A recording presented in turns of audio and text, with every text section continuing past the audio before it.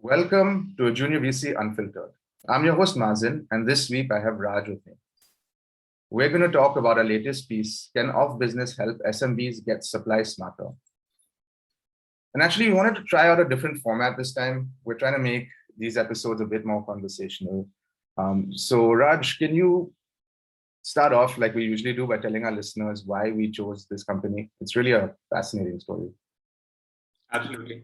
So, OfBusiness has been the latest unicorn to join the stable, and apparently, it's so many unicorns joining this year that we don't have a dearth of topics to cover this year. But yeah, so essentially, if you look at the B2B space, the B2B commerce platform, there are a lot of interesting names that we have. We had covered Infra Market. There is Oran as well. But then there is something that's pretty much unique about OfBusiness, and that is profitability.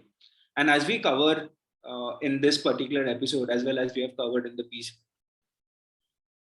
the founder, Ashish Mahapatra, is so much focused on profitability that to him, not only profitability at a group level matters, but also at each and every transaction that the company makes. So this kind of a razor sharp focus on a metric which in today's world, VCs as well as founders choose to keep aside is something which is super fascinating. And that's why we picked up OfBusiness. No, it's an incredible story. And let's go back to the early days. And can you tell us a bit about how Ashish started and where was that hunger where did that come from? Absolutely. So Ashish Mahapatra was born in Cuttack, a tier 2 city in Odisha. And eventually it's also famous for being the birthplace of Bose, the Subhash Chandra Bose. And from there, he spent most of his childhood in IIT Kharagpur, where his parents were pursuing their PhD degrees. And as he said in his own words, at Cuttack, even though there are a lot of teenagers who dream, in Ashish's opinion, their dreams were sort of limited in the sense that if I get a job in TCS or Infosys back in, I think the time when Ashish was growing up, it was a big thing that you get a stable job, it's almost government-ish.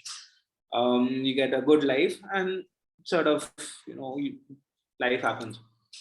But when he was in IIT, essentially he learned how to dream, how to dream big, how to really create an impact, and that essentially got reinforced when he joined back again the institute as a student to do his undergrad degree. That's when he sort of realized that I have the tenacity, I have the passion, I have the hunger to do something big, to create a crater in terms of impact on the face of the earth, and not just be happy by denting a hole. And that hunger eventually made him create OfBusiness as we see right now. But then looking back, a lot of things fell into place when he started on with his career after his graduation, after his B schools. He obviously sort of didn't have OfBusiness that, I want to create OfBusiness right to start with, but then eventually, when he looked back, things fell in place. I believe he actually started in his 30s, right? And late 30s. And it's 30s. Quite a story. He started with his wife and then, so can you tell us a bit about how that all came together and how OfBusiness started? Yeah. So after college, he spent a couple of years at a leading FMCG firm in India, then decided that it's time for him to do his MBA. He joined the prestigious ISB. That's after ISB, he joined a consulting firm. And after that, he spent 5 years at a VC firm. Eventually, that VC firm was the first institutional backer of OfBusiness after he had 73 rejections. So Mazin, you can understand that, having spent 4 years at a consulting firm, 5 years at a VC, and then you have 73 rejections at a time in 2015, 16-ish, which was supposed to be the startup boom. Yeah. So quite derailing.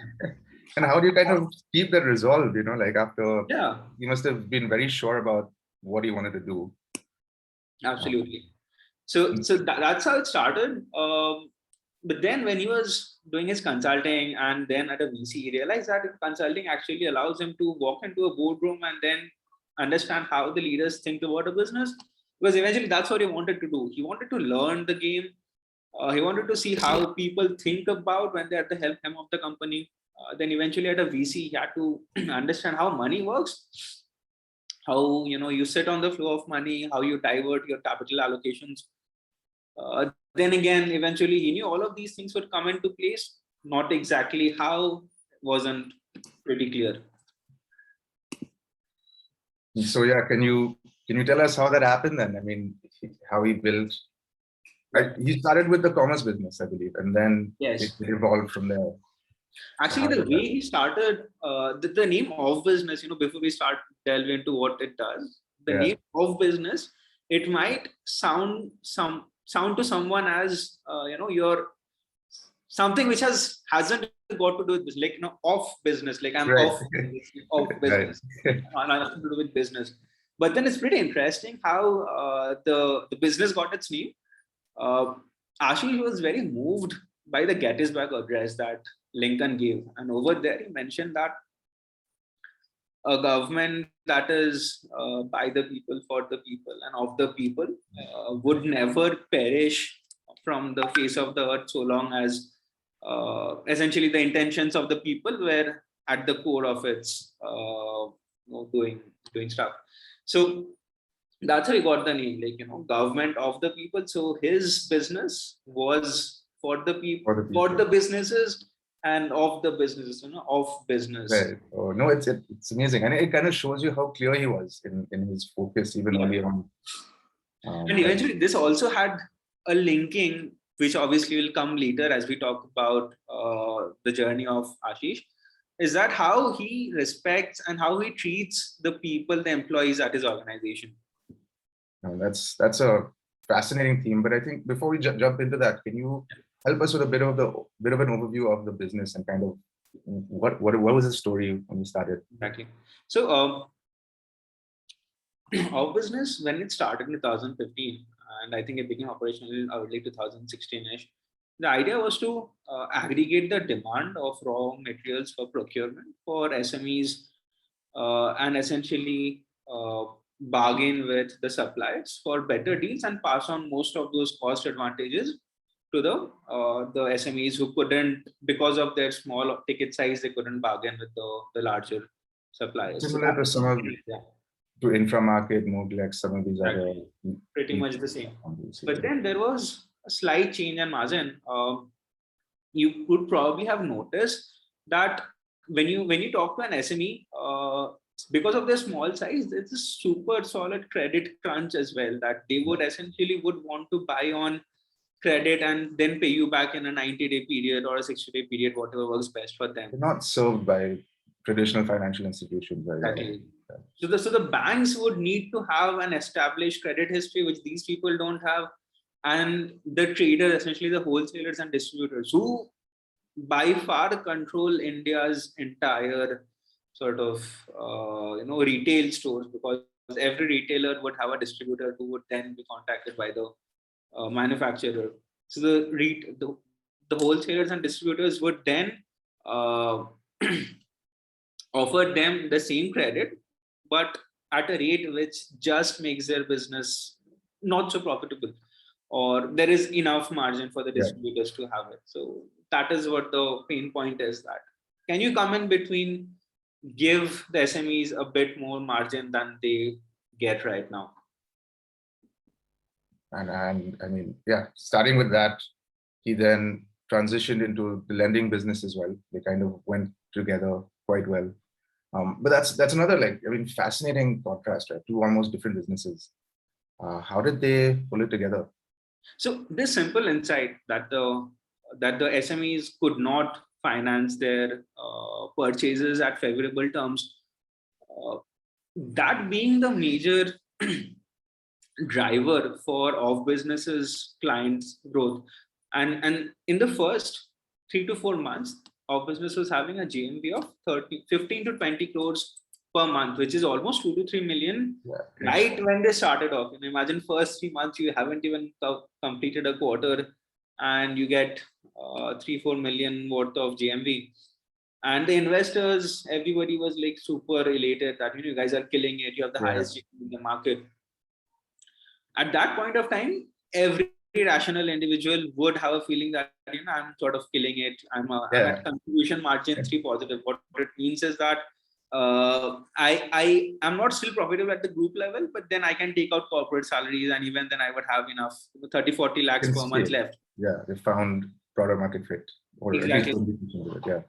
But then Ashish being Ashish, having that razor sharp focus on profitability, realized that we might as well continue going in the same direction. We would be able to create a hole, a dent, but not a crater. So the business as such will become profitable, but then the largest impact would be reached only when, as we scale, we also provide the financing bit. And that is the cash cow per se, that you sort of provide a full stack end-to-end solution. The customer comes to you once, he comes to you for one, the raw materials, and two, you give him the money to purchase the same raw materials from you, and then you become a collector essentially. So that is the aha moment which he had, and that's incredible.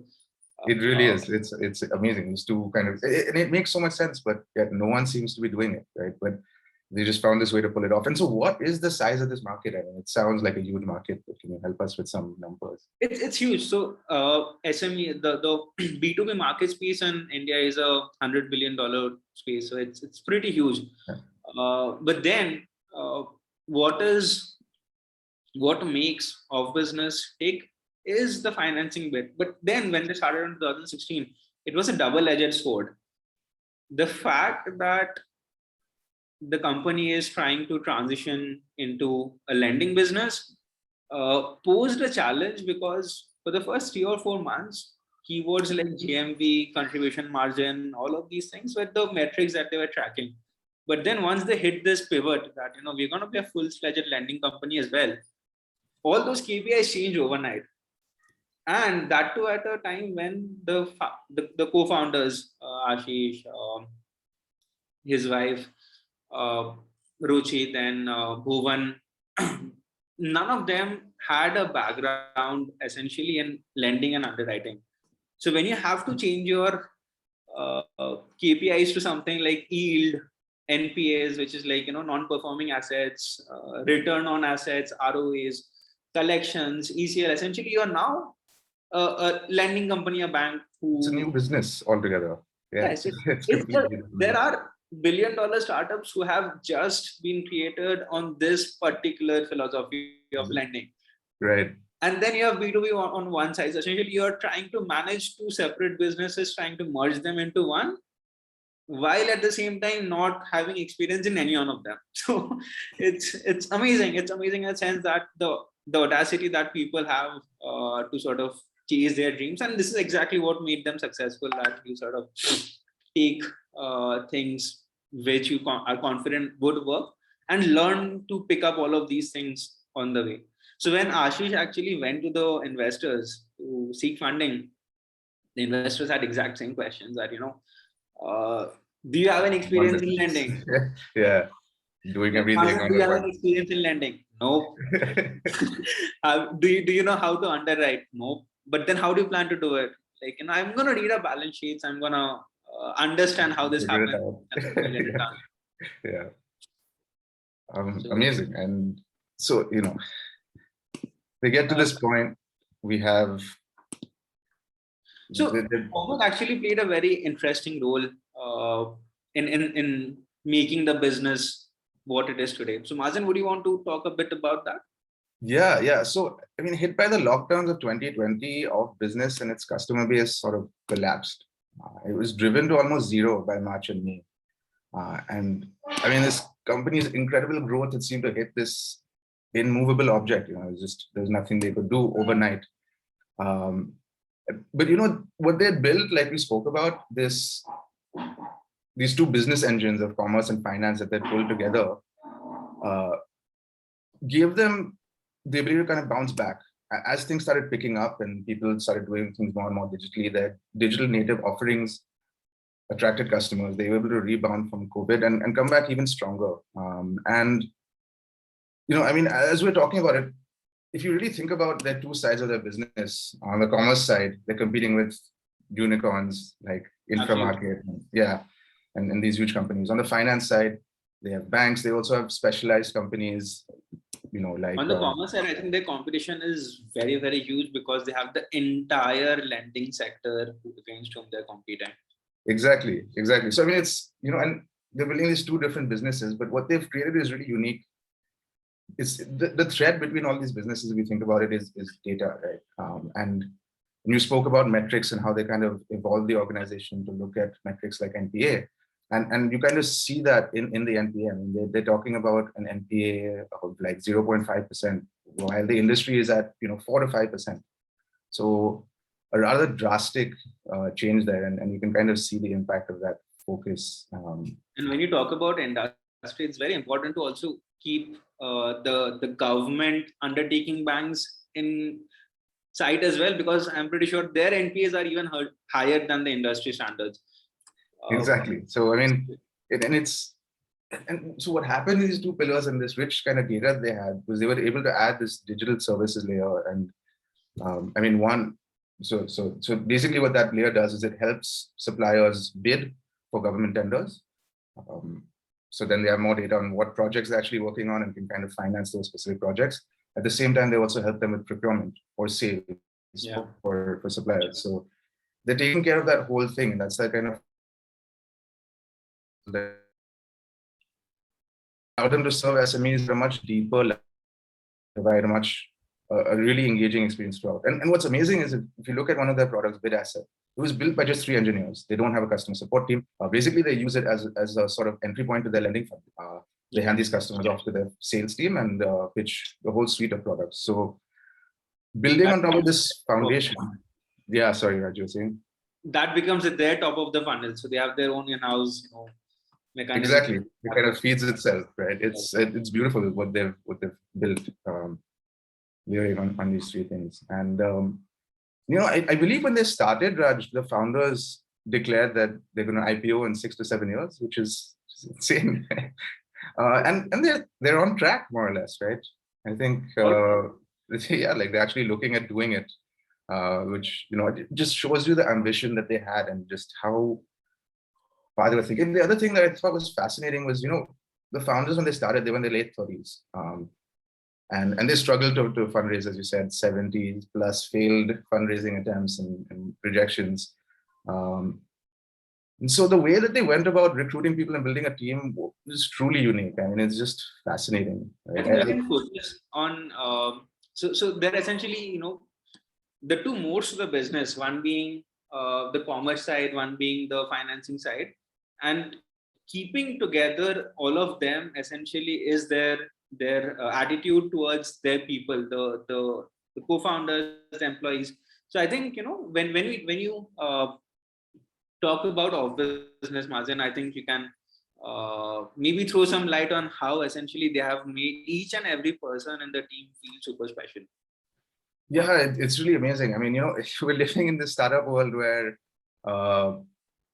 people are getting BMW bikes as signing bonuses and crazy things. OfBusiness took a totally different approach.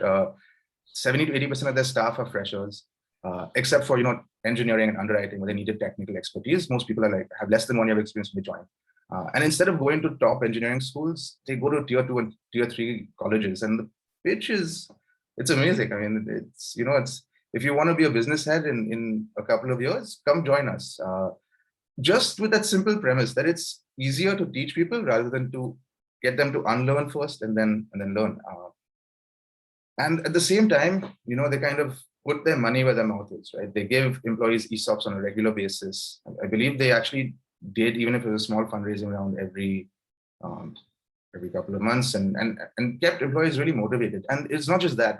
I think you had a really good story on this about how the founder uniquely motivated each employee. Yeah. So it's very interesting. Imagine the founder of a $1 billion company, and you are just a management trainee who have graduated from college, and you happen to bring in your first customer. What kind of a reward, Mazen, you would expect? Bonus, an email. I'd be happy with an email. An email from whom? Like an email from your manager, probably. Yeah, or like maybe my manager's manager, right? That's kind of. And it's a 500 people organization, so pretty big. Yeah. Yeah. So what happens in OfBusiness is something which is very, very unique. Ashish is into poetry, and he loves to celebrate each and every win, be that big, be that small. So he would write a small piece of poetry for that management trainee even. And imagine the joy that the company's founder writes a small piece of poetry that's uniquely celebrating your success. That's probably, if I had something like that, I would have been dancing in joy. And that's what happens. People frame that piece of work. Yeah, I mean, With them for the rest of their lives. and it's just it's amazing. And like when you look at what they've done with their team, they're it's from the top down, there's focus on profitability, and they actually put in place a chief profit officer. Yeah. And everybody in the company is thinking about return on assets. That change in metrics that you spoke about was not just at the executive level, it goes all the way through, and every transaction they're trying to make a profit on. Absolutely. Is just incredible. And that's how they've done something that's so special, right? They've created a profitable unicorn. I mean, that doesn't happen these days. They have created profitable unicorn in a space where others are not as much as making the amount of GMVs or rather the collections that they're bringing in. So on one hand, they're in fact this is very much evident from his own Ashish's own words that he's more happy of the fact that he is profitable than because of the fact that he's a unicorn, because profitability is the king, and he's there to make a dhanda. So become a unicorn, don't become a unicorn, become a decacorn. Just make you have money, money right? in the bank, you're sustainable yourself, you can celebrate. Do business, I believe, is one of the things that he said. Just make business happen. It's an amazing story. Thanks a lot, Raj, for taking the time to go through it with me. And thank you everyone for tuning in to AJVC Unfiltered. We hope you enjoyed this episode, and we will see you next week.